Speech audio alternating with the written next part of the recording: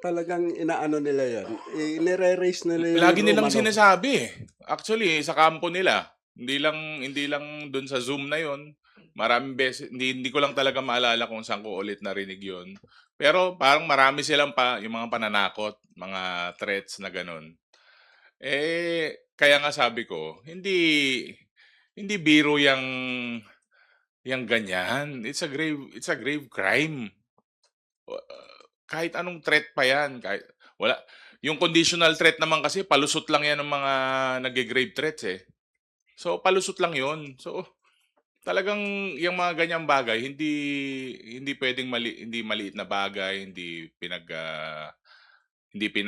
mo na lang papansinin, hindi mo hahayaan. That's a threat to the highest official of the land. And first time po na nangyari na yung pangalawang pinakamataas na opisyal, titrine-threaten yung pangulo.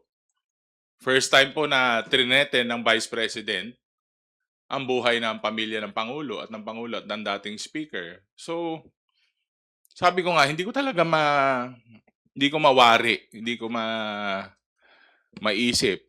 Sabi nga sa amin sa Ilocano na maululaw yung nahihilo na ako. Hindi ko alam kung paano nila hahanapan ng paliwanag o explanation 'to, talagang sot palu, eh. So, yun lang po on my part. Salamat.